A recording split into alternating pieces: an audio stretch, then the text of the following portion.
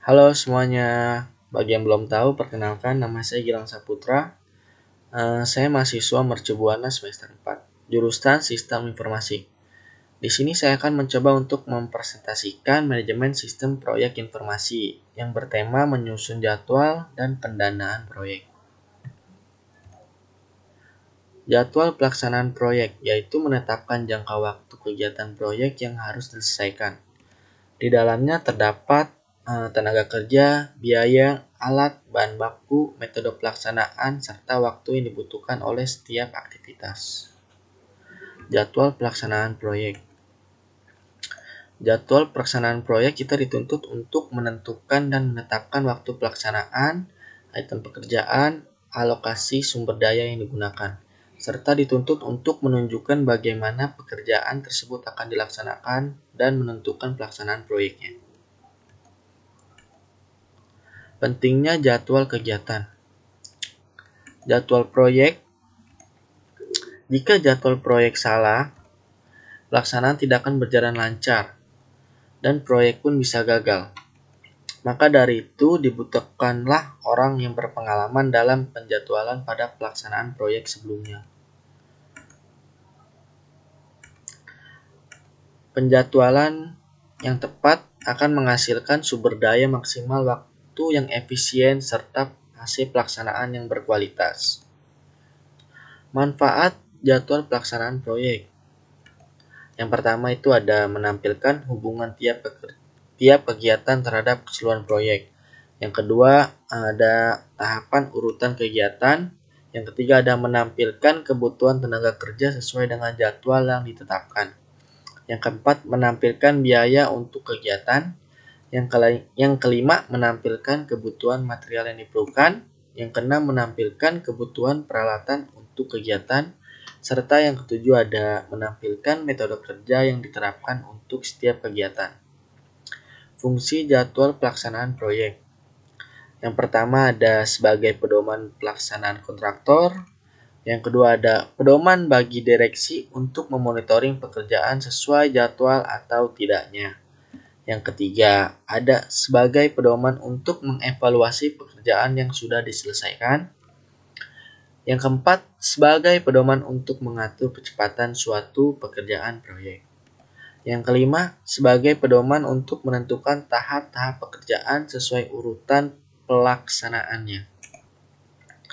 Yang keenam, sebagai pedoman untuk memperkirakan biaya yang harus disediakan dalam waktu jangka tertentu. Yang ketujuh, sebagai pedoman untuk memperkirakan jumlah tenaga kerja dan macam alat serta material yang diperlukan. Aktivitas penjadwalan pelaksanaan proyek. Yang pertama ada mengembangkan struktur penjadwalan kerja secara rinci. Yang kedua ada memperkirakan waktu yang diperlukan untuk setiap kegiatannya. Yang keempat ada menentukan urutan kegiatan dalam urutan waktu yang tepat. Yang keempat ada menyusun dan menentukan material, peralatan, dan sumber daya manusia yang tepat untuk kegiatannya. Yang terakhir ada menyusun anggaran biaya yang rinci untuk setiap kegiatan. Tujuan dari menyusun jadwal kegiatan pelaksanaan proyek. Kita dapat mengetahui awal dan akhir pelaksanaan proyek. Kita juga dapat mengetahui durasi setiap kegiatan pelaksanaan proyek, dapat menentukan menyediakan dan penggunaan sumber daya manusia, material, alat, dana, dan metode. Yang keempat, sebagai alat monitoring, pengendalian, dan evaluasi proyeknya. Hal-hal apa saja yang perlu diperhatikan dalam menyusun jadwal pelaksanaan proyek? Yang pertama, secara teknis jadwal yang disusun harus dapat dipertanggungjawabkan. Yang kedua, disusun berdasarkan perhitungan yang akurat. Yang ketiga, sesuai dengan sumber daya yang tersedia atau sumber daya yang bisa didapatkan. Yang keempat, fleksibel terhadap perubahan yang mungkin terjadi. Yang kelima, dibuat secara detail untuk bisa digunakan sebagai alat ukur yang dicapai dan pengendalian kemajuan pelaksanaan proyek. Yang terakhir, dapat menampilkan kegiatan pokok yang kritis. Dan ada hal yang perlu diperhatikan dalam penerapan jadwal pelaksanaan proyek. Yang pertama ada kondisi alam, yang kedua ada metode pelaksanaan, yang ketiga ada sumber daya, yang keempat ada faktor iklim dan cuaca, dan yang kelima ada jenis pekerjaan, yang keenam ada kapasitas area proyek terhadap sumber daya yang diperlukan selama operasional pelaksanaan proyek. Yang ketujuh peraturan setempat dan adat istiadat. Faktor penentu pembuatan jadwal rencana pelaksanaan proyek. Ada beberapa faktor. Yang pertama yaitu penjadwalan pelaksanaan proyek konstruksi selayaknya harus direncanakan secara matang dan optimal guna menghindari terjadinya keterlambatan waktu pelaksanaan proyek serta dampak-dampak buruk lainnya. Yang kedua ada kemampuan dalam memperkirakan waktu alokasi sumber daya.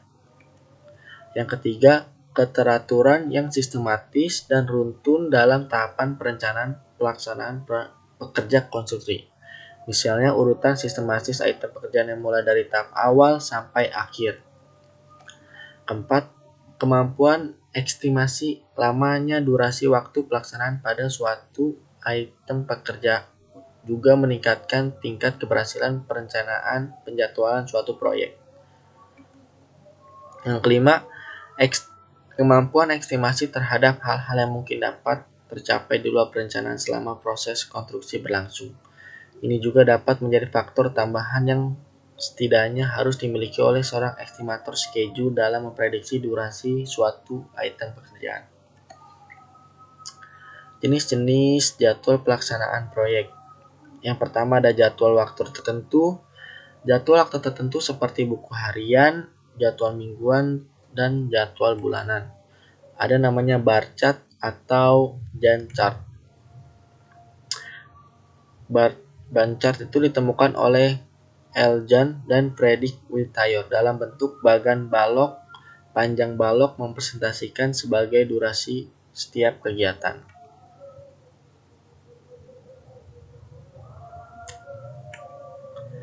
Gantt chart dapat membantu penggunanya untuk memastikan semua kegiatan yang telah direncanakan, urutan kerja yang telah diperhitungkan, perkiraan waktu kegiatan yang telah tercatat, keseluruhan waktu yang telah dibuat, dan Gantt chart mempunyai keuntungan, yaitu pertama ada sederhana, mudah dibuat dan dipahami, sehingga sangat bermanfaat sebagai alat komunikasi dalam penyelenggaraan proyek.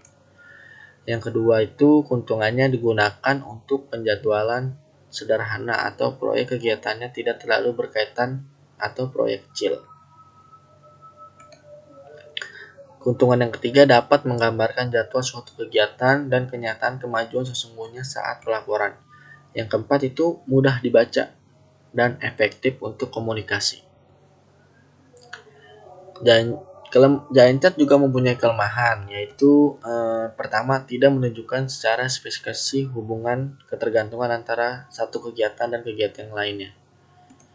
Yang kedua ada sulit mengadakan penyesuaian atau perbaikan bila diperlukan, karena pada umumnya ini berarti membuat bagan laporan yang baru. Yang ketiga ada tidak bisa secara eksplisit menunjukkan keterkaitan antara aktivitas dan bagaimana satu aktivitas berakibat pada aktivitas lain bila waktunya terlambat atau dipercepat. Yang ketiga, ini tuh diagram Pratt. Adalah suatu model manajemen proyek yang didesain untuk menganalisa dan mempresentasikan tiap pekerjaan dalam proyek. Diagram Pratt dapat mempresentasikan urutan aktivitas atau ketergantungan antar aktivitas. Kelebihannya itu ada mempresentasikan relasi antar aktivitas sesuai untuk pelaksanaan proyek besar dan lebih efisien. Langkah-langkah proses perencanaan PERJ. Yang pertama, mengidentifikasi kegiatan dan tonggak proyek yang spesifik. Yang kedua, menentukan urutan yang tepat dari kegiatan-kegiatannya. Yang ketiga, menyusun model bagian diagram jaringan. Yang keempat, memperkirakan waktu yang diperlukan untuk masing-masing kegiatan.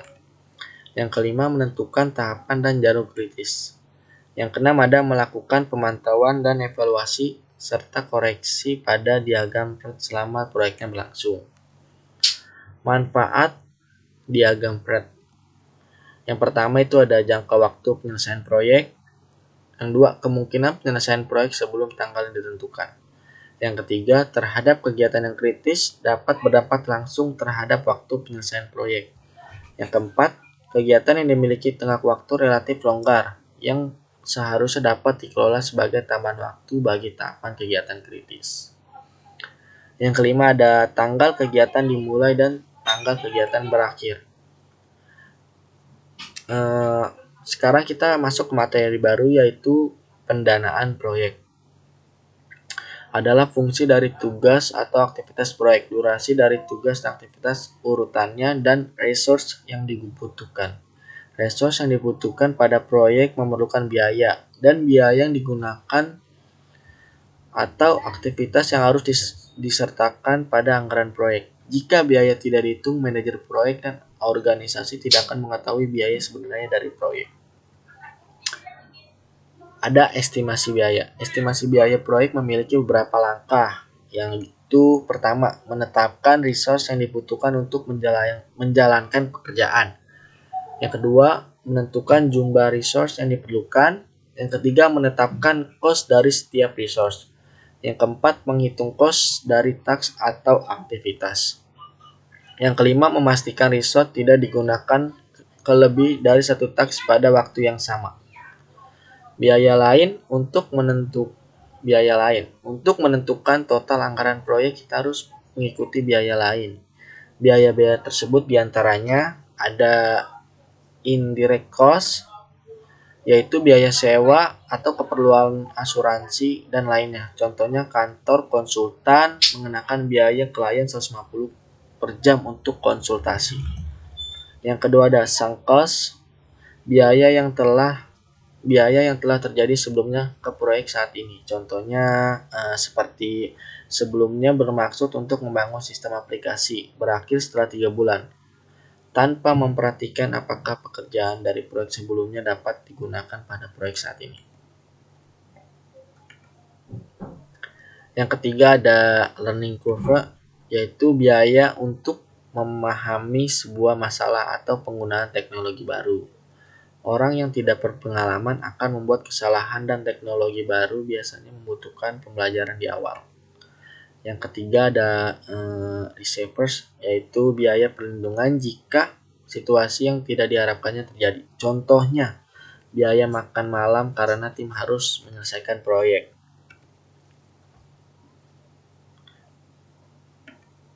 Mohon maaf ya sebentar.